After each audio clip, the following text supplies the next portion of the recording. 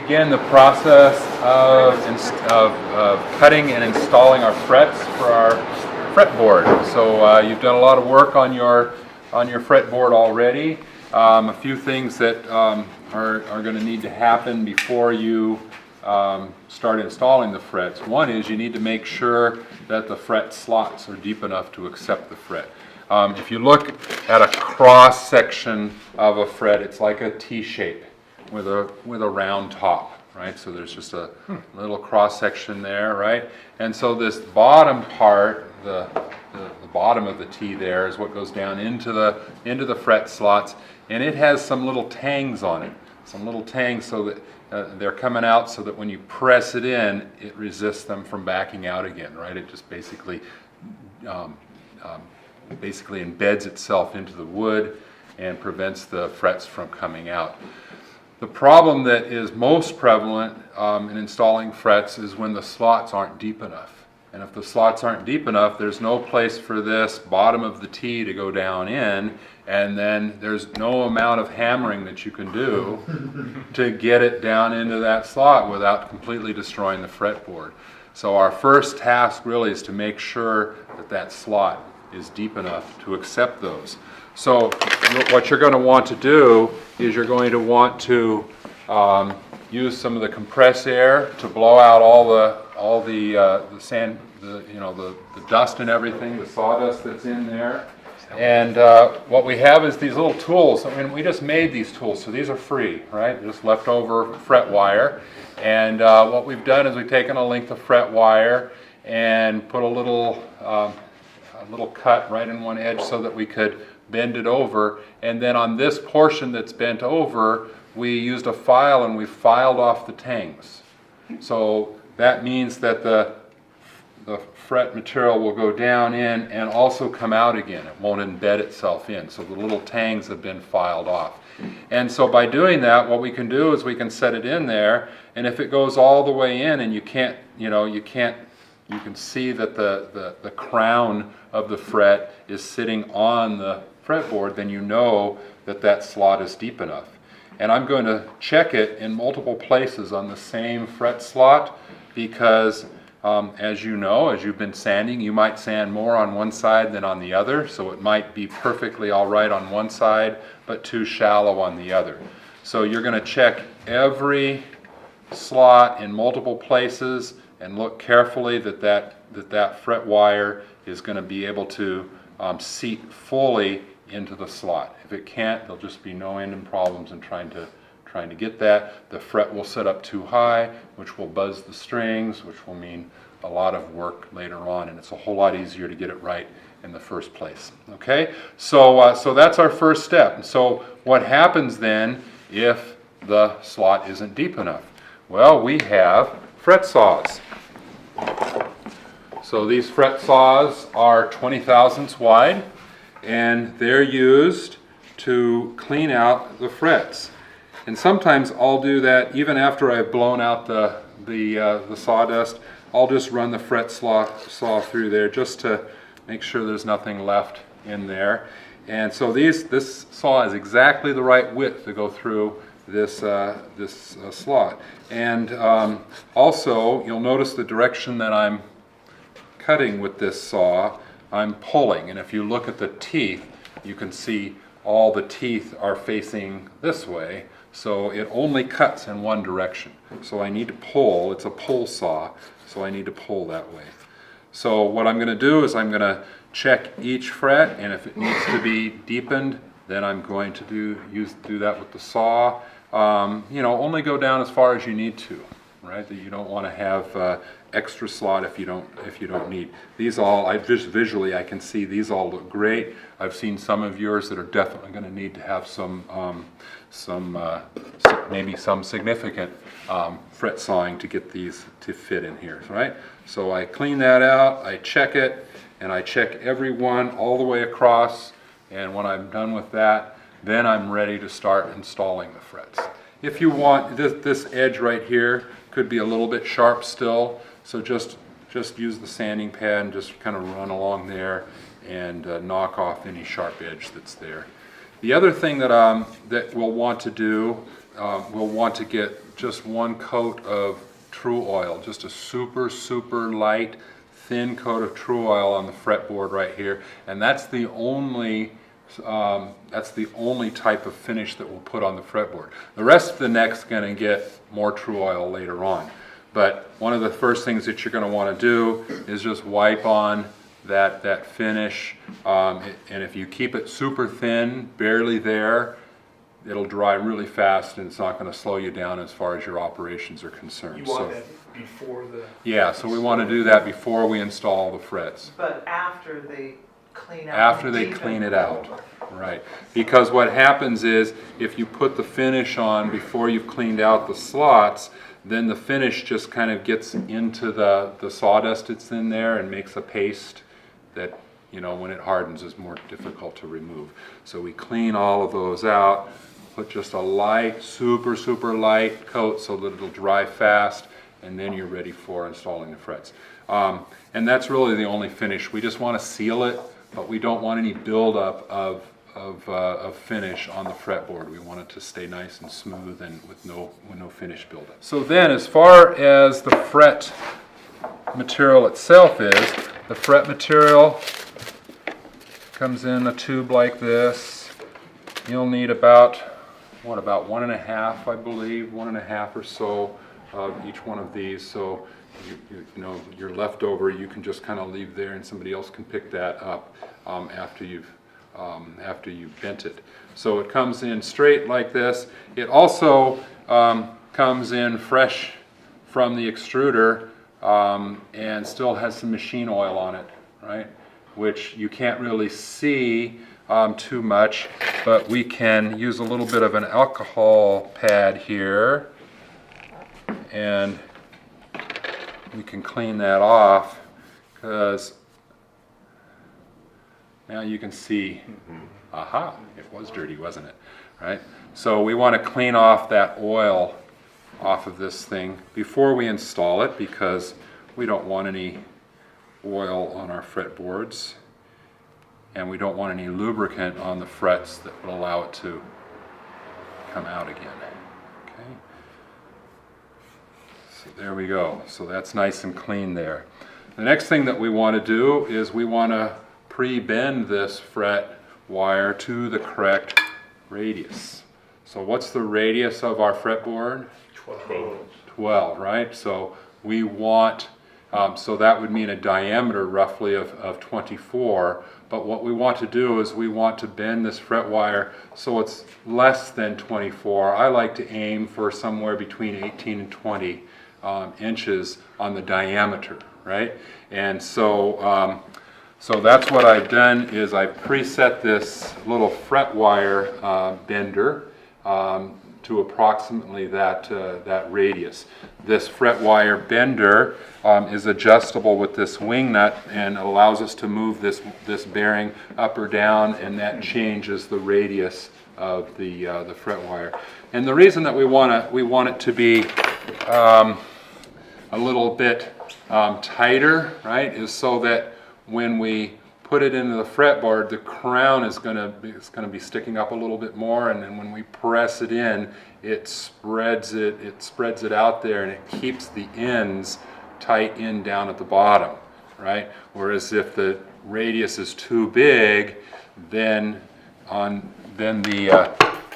the fret wire isn't going to want to wrap around as nicely, and so you'll end up with some loose ends there on the end. So we want it to be a little bit tighter than that fretboard. So when you run this material through here on the fret bender, for those of you that are over on that side, you can't see, but on this bearing attached to the handle there's a little groove, and so the bottom of the T end goes into that groove like so, and you'll have to give it a little push to kind of get it started, and we're just forming the radius in that fret wire there, and so nice like that.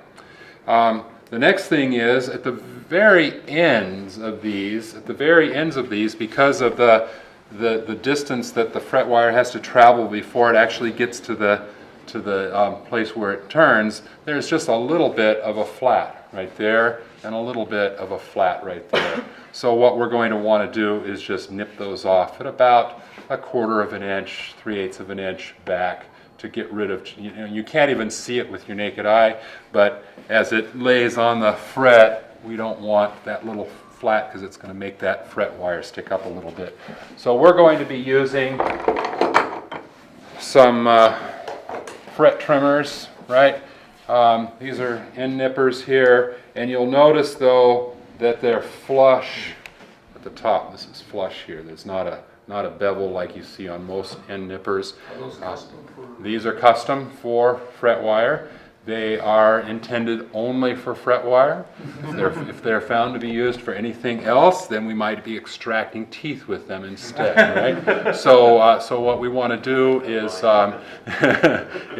we want to keep these only for fret. This material, this fret material, is very, very soft. It's a copper alloy, and about 80% copper, about 10-15% nickel, and some other stuff, right? So it's a super soft material, and so what we wanted, and the reason that it's flush, you'll see later on when we're trimming the frets close to the fretboard, we need them to be flush. For this operation here, it doesn't really matter. So I'm just going to take off a little bit here, and take off a little bit here. There we go. And these little bits, if you can keep track of the fret material that kind of falls off and gets around, it's nice if they don't land on the floor, if you can get away with it, because then they just embed into your shoe and cause problems on your hardwood floor when you get home, that kind of thing, right? So, so it's good. Yeah. Yeah. It can also cause problems if you set your guitar body down. Yeah, exactly. Yeah. So we really want to keep track of these and toss them, all the little bits and pieces of the fret wire. If you can keep that tidy, that'll be really good, because they'll just embed into anything. It is stuck in the carpet pads. Yeah, yeah. So once we have this cut to the right or bent to the right radius, and we've taken the little flat edges off, then as far as installing the frets, what I like to do is I like to start at this back end and work toward the front. The reason is this is the first time you're installing frets, right? So let's install them on the frets that you never use. Okay? Rather than the one you use all the time. Okay? So let's install them down here. And the other thing too is that you'll realize that the fretboard gets narrower, right? So if you cut some here, and you see one laying around someplace and you put it in, it's more likely that it'll fit somewhere else downstream. Or if you cut one of these a little bit short, well, that's okay, it'll fit somewhere else downstream. So we don't have to worry too much about that. So I'm going to set that in there. I'm going to let it hang over just a hair. It doesn't, not very much at all. Just a little bit of a hangover on that. And then I'm going to use a fret hammer that Nancy's going to hand me there. And I'm just going to give it a little tap. There are some people that swear by the plastic side. For this fret material is pretty good quality. It's not going to matter one way or the other. And besides, you're not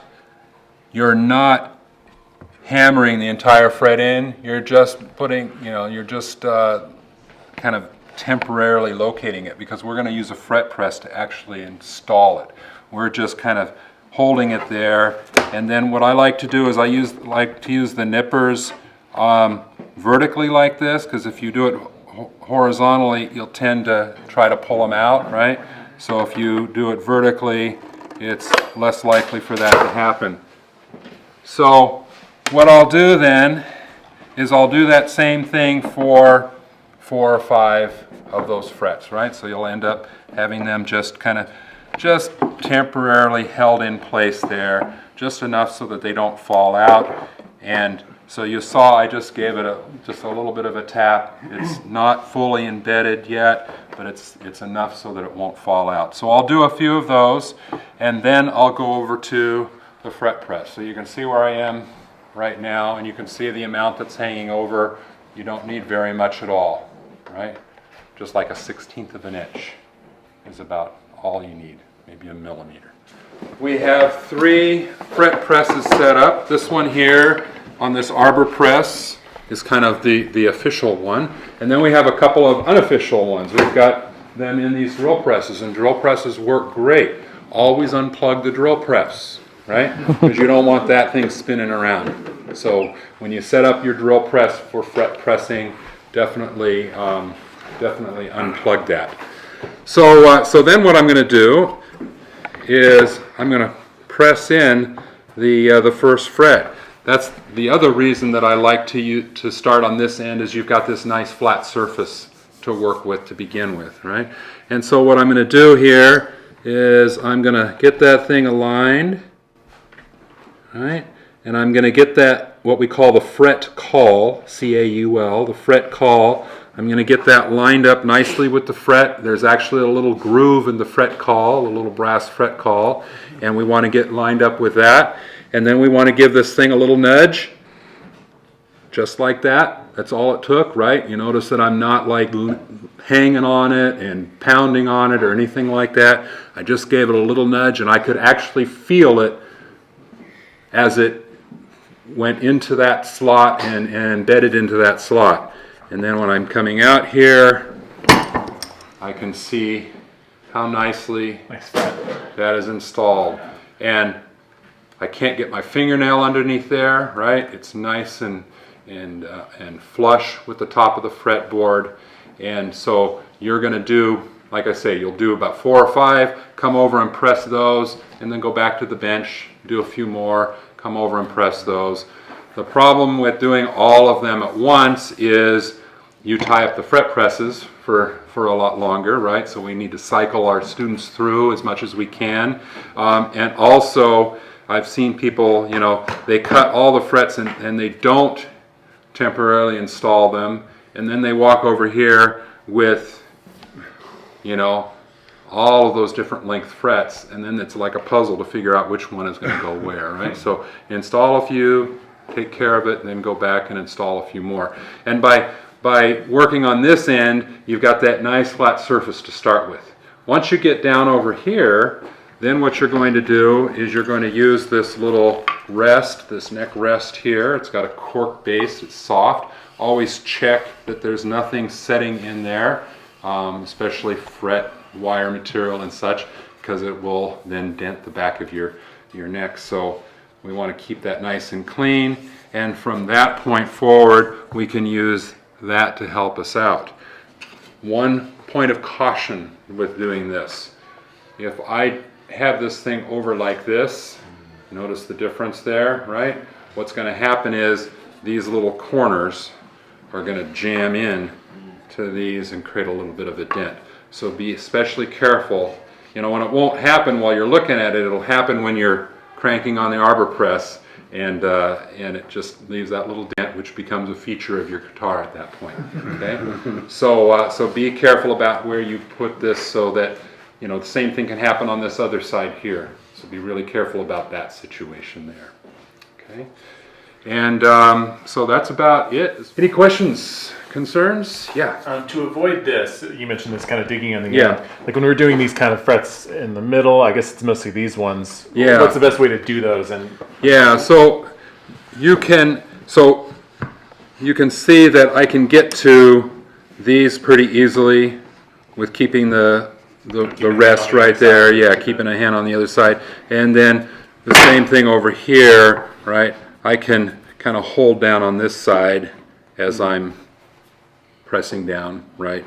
But when it starts to rock too much, that's when you want to get a call on there, right? But so that should allow you to get to the majority of those pretty easily. This is the place, these sharp, pointy edges that are still unfiled. This is the place where bloodletting can happen, right? So be extra careful.